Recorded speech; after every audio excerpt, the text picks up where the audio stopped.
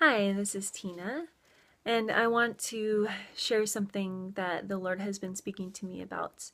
It comes out of Matthew 9:36, and it says, "But when he, Jesus, saw the multitudes, he was moved with compassion for them, because they were weary and scattered like sheep having no shepherd." This verse has just been coming back to me over the last couple weeks, and I've been pondering it. And usually, what I find is when a verse or a section sticks out to me like that, that the Lord has something in that for me. And so I'll begin to ask Him, what is it that you have to teach me through that section? So we're going to break this down. So when Jesus saw the multitudes, recently I went to, my husband and I and the family, we went to a graduation for a dear friend. And there were so many people there. It was crazy. There was multitudes of people, and I was looking out across this vast sea of people. I thought, wow, that's a lot of people. So Jesus saw the multitudes. The word for saw, it's the word eido, and it means to see, but it does not only mean to see, it means to know. So Jesus saw the people, but he also knew them, which I find so interesting. I believe it's in Luke chapter 7 as well, where it talks about how Jesus was teaching in the synagogue, and he saw the woman that was bent over, completely bent over, bowed together, is what the King James Version says. But it's the same word, eido. It's that he did not only just see her, but he knew her. So Jesus saw the people and he knew them. He knew what they had been through. He knew their former circumstances. He knew everything about them, how they were feeling in that current moment. So he saw and he knew the multitudes, and he was moved with compassion for them. So the wording for moved with compassion, it carries a meaning of a physical response. So he's moved with compassion for them. It means to have the bowels yearn with sympathy for, which is so interesting.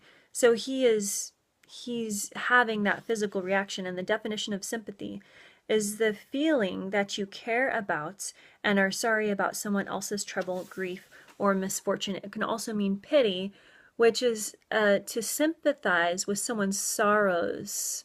Okay? And that's evoked by their misfortune or distress.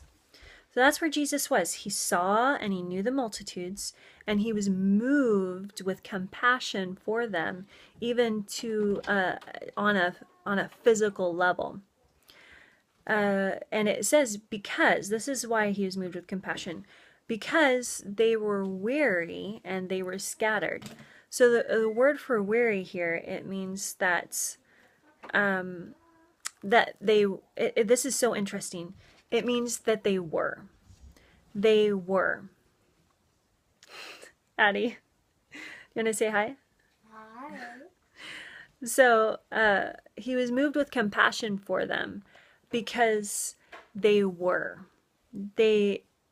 This is so interesting, and the word on it also. One of the root words is they formerly existed. So they formerly were.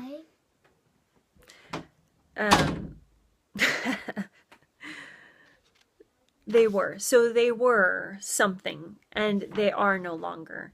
The idea is that they were innocent and something happens and they are no longer, or they were productive and something happened, like an accident or whatever, and they are no longer currently. So they were something. And they were something. They were weary and they were scattered. The wording for scattered, it means dispersed. And as I was talking with the Lord about this, he was showing me that it's that they are no longer part of a community, that they feel alone. And this is a huge tactic of the enemy, is that he wants each one of us to feel alone, to be alone, to not have anyone to lean on, to feel like we are the only ones that are going through this time, or the only ones that are experiencing that we formerly were and we are not now. The reality is that that is not the case, and that when we come to Christ, we become part of the bigger family of God, and we all experience joy and sorrow together. So he saw the multitudes, he was moved with compassion for them because they were weary and scattered, like sheep having no shepherd. These were folks that had no direction. They had no purpose. They were wandering about without a shepherd. And what I took away from this is that that we as believers are to have this level of compassion for others, for people that we interact with. And this comes through us experiencing the heart of God on this level, that we see that Jesus had compassion, even to a physical level. He had this level of compassion and sympathy for the people that he came in contact with. And to realize that that Jesus has come, and in this there is hope, because Jesus has come to take those who were not to become those who are. He came, I'm going to repeat that, he came to take those who were not to become those that are. In him alone, he does the work.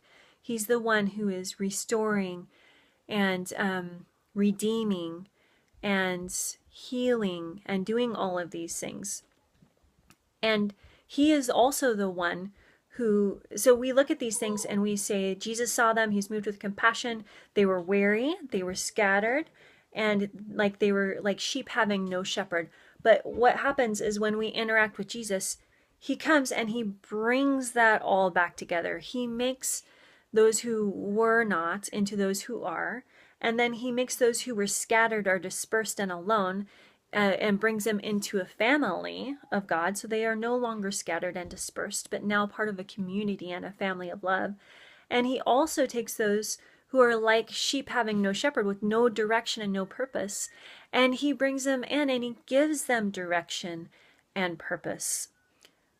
So my desire in sharing this is to demonstrate that there's hope in these areas, and encourage you and challenge you to ask God to give you his heart of compassion. We see it demonstrated here.